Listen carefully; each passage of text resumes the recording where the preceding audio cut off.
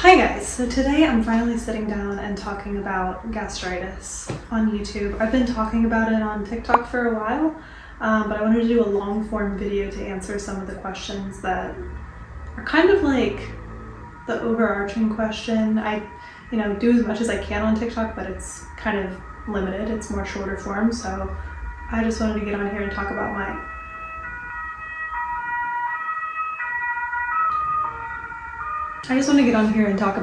experience from the very beginning to now and how I've gotten to where I am today. I'm not fully healed.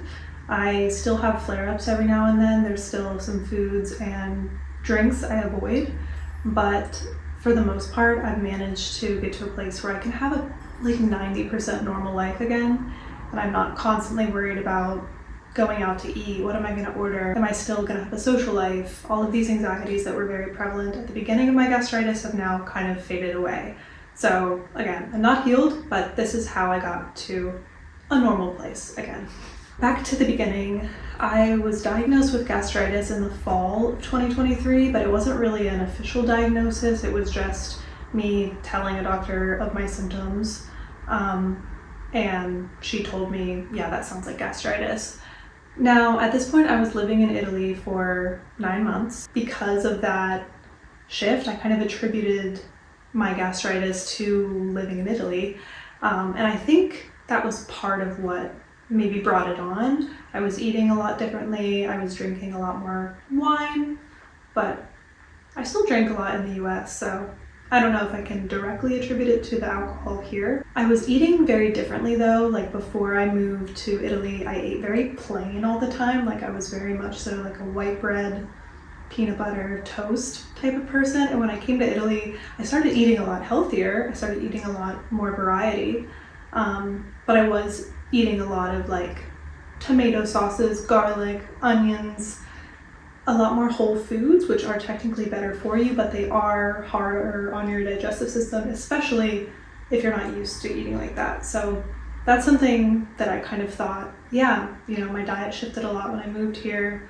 I was also away from family, and that caused stress for me, and stress can definitely exacerbate gastritis. Another thing I was thinking of recently is the water here is different than the water I was drinking back home in Pennsylvania.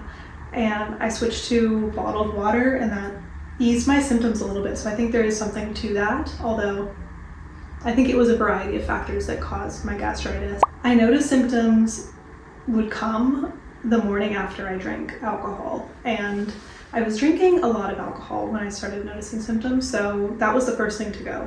That was not a hard decision for me because it was very clear that it was causing problems, so I was like, yeah, okay. No more alcohol. I thought it was just going to be like a couple weeks of abstaining from alcohol and then I could go back to normal. I didn't really know what gastritis was when she told me, so I looked online and I saw like a lot of people on Reddit saying, oh, I've had this for years and I haven't been able to figure it out. And that freaked me out, but I also was like, that can't be me. Like I'm going to heal in a few weeks, right? I'm not going to be one of those people that can't figure it out for years. But if you are just now getting diagnosed with gastritis, all I can say to you is don't compare yourself to other people. Breathe. You don't necessarily have the worst case of gastritis.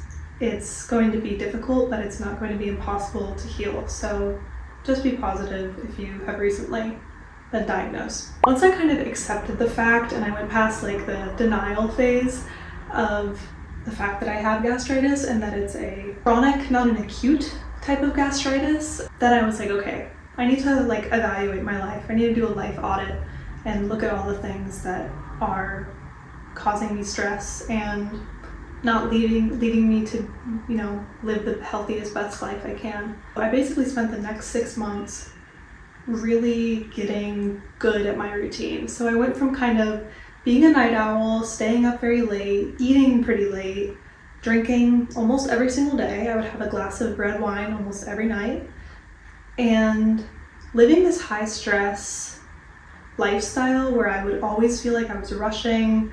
I was always late. I would wake up late. I would go to bed late. And that was like a very clear switch that I had to make. So I stopped drinking, which helped the staying up late and the eating late. I started eating like 6 small meals per day, as opposed to 3 very large meals. I stopped drinking coffee, which might freak you out if you are a coffee addict. I have some alternatives that I drink now that obviously aren't caffeinated, but they give me the same feeling like I'm drinking a coffee, because that's what I like about coffee, is the ritual of it. I started meditating every day, journaling every day. I would get up, go outside, at least for a little bit, even if the weather was bad, and go to the gym or do some sort of movement. So I really started like going back to the basics and like just prioritized all of these things that I knew were important to my health. The big change I took on at the beginning was following a 90-day elimination diet, because I wanted to see if there were particular foods that were triggering a response in me. So it's tricky with gastritis, because gastritis is not caused by foods. Gastritis is triggered by foods, but eating those foods did not cause the gastritis to occur, if that makes sense. So doing an elimination diet is beneficial if you're trying to identify like one trigger food or one food that you might be allergic to that you didn't know, or you suddenly developed an allergy for.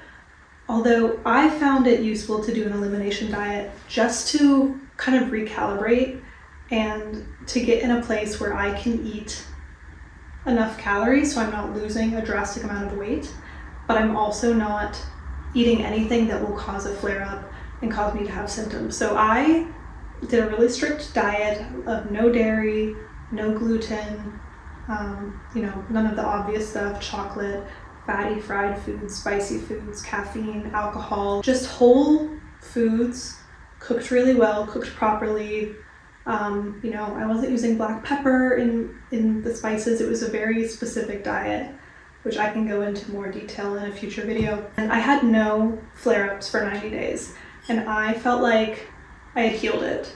And I also wasn't taking any medication during this time. So I was like, oh my God, this is amazing. I am doing this totally naturally. I can, eat enough where I'm not losing weight anymore, and I am not on any medication. As an aside, the reason I don't want to be on a medication is because the medication they usually put you on when you have gastritis is a PPI, a proton pump inhibitor, and those things reduce or completely eliminate the acid in your stomach, which can often make your symptoms completely go away. And I think PPIs are very useful for short-term ease of symptoms, just especially at the beginning when you're just dealing with everything and you're trying to figure out what you can and can't eat. I think it's helpful at that point, but I don't think that they're a good long-term solution, because they're not a solution. They are just a band-aid covering up a larger problem. So I think it's more important to go to the root of the problem rather than just taking something that changes the sole function of your stomach, which is to be an acidic environment to break down and absorb food. Now, with that being said, I went on this 90-day diet, and at the end of it, I was like, okay, now I'm going to slowly introduce the foods I was avoiding back in. I did not do this very methodically. I kind of was excited to try new foods again. I started with dairy, and I was a little sensitive, but only because I think it was a while since I had any dairy. Now I can have dairy and usually be fine depending on the type of dairy. Usually if it's like a Greek yogurt, like a low-fat dairy, I'm fine. Higher fat dairy is a little tricky, so I avoid that whenever I can. Although I'll have an occasional ice cream and I might have symptoms or I might not. Another thing I tried pretty eagerly was bread and gluten again. I really miss gluten, and that didn't give me any troubling symptoms, so I continued eating bread as per usual. Something else I introduced was alcohol. I was eager to put this back in my diet again just because I love an occasional glass of wine. I'm very glad that I went 6 months without alcohol, because it kind of reset my craving for alcohol, and now I can have a glass of wine a week and that's satisfying for me. Whereas before, like, if I had a glass of wine, I would want 2 more. And that cycle would repeat on a daily basis. So now I'm like in a good place with alcohol where I'll have it when I want it, but I don't need to have it. At this point, I started kind of bringing back in different types of cheeses and things here and there. I don't know exactly because I didn't track it perfectly, but I did start feeling flare-ups come back about once a week, once every 2 weeks, and they weren't bad. They weren't like they were at the beginning. They were mostly heartburn, like a burning pain in my stomach, burping like a lot, and anxiety. I mean, I just had anxiety because of all of these things happening, but it just perpetuated the anxiety, and I felt the most anxious I've ever felt in my entire life. So that was really bad at the beginning. Once I finished the 90-day elimination diet and started getting those symptoms again, they were not as bad. So I will say that I think time kind of helped heal. I was still getting the flare-ups, so I was like, okay, the 90-day elimination diet did not heal me like I thought it would. It won't heal most people, just so you know. It will help tremendously, especially to go through that 3-month period of just really being careful with what you eat. But it won't necessarily heal you because the stomach takes a long time to heal because it is likely that the gastritis has been developing for a very long time. So it's not just going to flip right back to normal. The cells need to repopulate again and strengthen in your stomach lining, and that takes a lot of time. I went to my second doctor in Italy. The first one I was a little disappointed with. I'll get into that in another video about doctors and how I feel about them. They are always pushing PPIs. I went to a second one and she told me that she doesn't think I have gastritis at all. Mind you, at this point I haven't had any sort of official endoscopy or testing to verify what was going on. I do recommend getting it done pretty early on in your treatment just to actually see what's going on. Otherwise, doctors are just going to keep guessing. And this doctor guessed that I did not have gastritis. I don't know why. She was very determined on me having GERD. She was set on that for some reason. It runs in my family, so I see where she was going with that, but it doesn't mean you don't have gastritis. You can have both. So it was a very weird philosophy that she was kind of pushing. And she recommended that I go on a PPI for 5 weeks. She said the first time I did it, it wasn't long enough because the first time I only did it for 2 weeks, whatever. I was like, okay, yeah, that makes sense, I guess. And so I went on a PPI for 5 weeks. My symptoms were gone. I felt great. I stopped taking it after 5 weeks. I was in so much pain and discomfort, just incredible burning, heartburn, like I never felt before, worse than it was at the beginning. And I emailed her. She gave me her number and email, and she was actually very open to me communicating with her. And she was like, oh, I'm so surprised that you're feeling symptoms after 5 weeks. That's so weird. And I was like, let me just Google stopping PPIs, really bad heartburn, just trying to figure out what was going on with me. Very widely known that if you stop PPIs cold turkey, you will get what is called acid rebound. And it's just your symptoms times 10 for a short amount of time, for 2 weeks, but it's super intense. And she didn't know about this. This GI doctor did not know about this. So I was like, oh, I just did some research and it looks like I might be experiencing acid rebound because I just stopped. Because with PPIs, you have to taper off when you're taking them for an extended period of time. Didn't know that. I was already like, okay, this is annoying. How does she not know this as a GI doctor? And this was around last summer.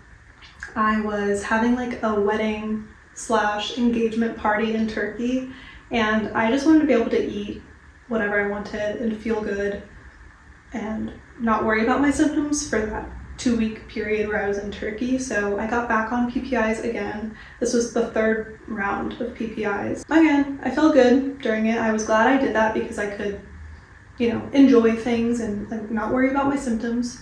But I was like, when I get back, I'm going to taper off and I'm going to try to focus on healing again.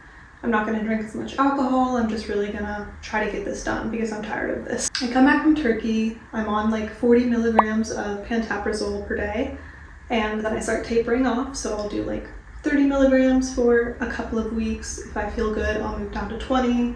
And then maybe I'll do every other day, 30 milligrams. It's a very long, tedious process. but that's what I did. And I eventually got to a point where I wasn't taking anything. And this was around, fall of last year. I would say I was having flare up here and there, maybe twice a month, but I was like pretty good. And I had gotten a good routine of using natural supplements to expedite my healing process. My recommendations for natural supplements when it comes to gastritis are L-glutamine. If you are not prone to anxiety, L-glutamine can cause anxiety in some people, so if you want to try it, just start with a small dose and see how you feel, but some people have really severe anxiety with L-glutamine. I responded well to it and I really liked it. DGL is deglycerized licorice. It's a really good heartburn reliever that's completely natural. Slippery elm root is another thing that kind of coats the stomach and esophagus, and you can put it in tea. It's a powder as well. I mean, I prefer it in powder form, and that's a good protector of all that's going on inside here. Another one that I'm starting soon again is zinc L-carnosine. This is also really good for repairing the stomach lining and healing. Again, fall of last year, this was about 1 year after I was diagnosed with gastritis. I was feeling okay. Some days were really bad, but I would say 90% of my days were good. And I could eat a fairly normal diet, I could go out, I could drink every now and then. It's really weird because sometimes my symptoms are just completely non-existent. Like I can eat whatever I want and drink whatever I want and not be on any medication, and I won't have any symptoms. And some days I will stick to my like very regimented diet. I'll have tofu and steamed vegetables and rice, and I'll have heartburn afterwards. So I found it's very kind of unpredictable, or at least it's not exactly based on what I'm eating, which leads me to the other kind of piece of this is there's diet and then there's lifestyle. And I think the lifestyle piece is way more important than the diet piece, actually, when it comes to healing gastritis, because stress is such a trigger for digestive issues. So if I'm stressed out with work and I'm eating perfectly healthy and 100% gastritis friendly, I might still experience symptoms because the stress is causing digestive unrest. Whereas if I am on vacation or with family and kind of eating and enjoying and just living a very relaxed life, I might not have any symptoms. And that is the case for me. That's what I found. I need to figure out a way to like bottle that stress-free vacation mindset even while I am in the day-to-day working and living my normal life. In November of last year, I went home for the holidays and I decided to finally get an endoscopy done. Mind you, I had to beg my doctor to let me do this. Why? I don't know. I don't know why I've gotten so much pushback for getting tests done. But I finally got her to sign off on me getting an endoscopy. I'm like, it's been a year of me struggling. You don't want to like take a look, just a quick peek? So I finally got it done. And the results came back. There was nothing worrisome, which gave me such a peace of mind, because even on my worst days where the symptoms are bad, it's nice to remember there's nothing horrible inside that you need to worry about. So I recommend getting it just for peace of mind. It did show gastritis, so I do have gastritis. It didn't show any signs of esophagitis, so I have no damage in my esophagus, which is good, very good. I have no ulcers.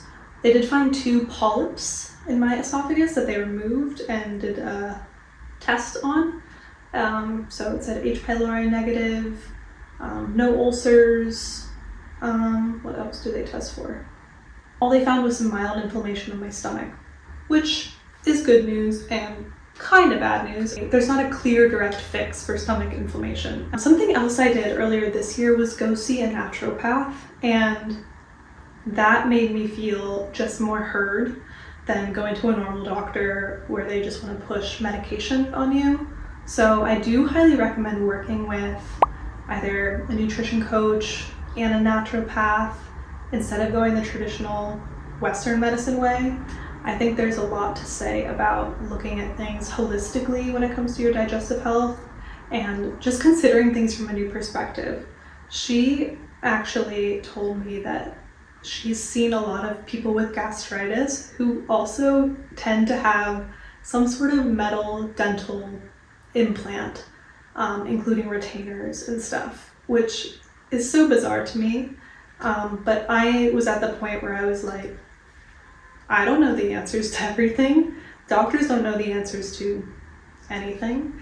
So why not just like see this out? So she asked me if I had something, which I did. I had a metal retainer, and she was like, I'm not pushing you to get it taken out. It's your choice, it's your teeth, but I have had patients who have seen success within 6 months. So I immediately did that. I don't know if it's going to help. I don't know if it has anything to do with my gastritis, but that is something I tried. She also gave me like a food testing kit to try in 6 months. So I will do that once I get to the 6-month mark. But she also just kind of like listened to me and heard things from a different perspective. And I think working with somebody like that consistently, that is not just trying to push medication, is super helpful. I am back on one medication just because my symptoms flared up really bad around February of this year. When work got really stressful, I started experiencing really bad symptoms. I couldn't sleep, so I decided to get on a medication called sucralfate. It is not an acid reducer like a PPI. It doesn't have any worrisome long-term side effects, so I feel much more comfortable taking this than a PPI. But basically what it does is coat your stomach and esophagus to prevent acid from damaging it further. So it works like a lot of the natural supplements work, it just is a little bit more powerful. My symptoms are a lot more manageable when I'm on it, although they are not non-existent. So I'm still having some bad days, I still have good days, so it's a roller coaster. But now we're here, and I feel hopeful. I feel a lot more hopeful this year than I did last year. I'm still maintaining kind of my good lifestyle changes that I've adopted in the last year, and I don't think I'll ever go back to, the normal that I had before. I won't, be a night owl, drinking late, eating late anymore. It just doesn't make me feel good, and I want to feel good, and I want to be the healthiest version of myself I can be. Also, if you want to work with me, I'm offering one-on-one coaching and healing plans for people with gastritis. So go to my website if you want to work together and we can figure this out together. Sometimes when you're just going through it alone, you don't think of all of the different things in your life that could be contributing to your gastritis. So I would be happy to help. But that's it. I will see you guys next time. Thanks for watching.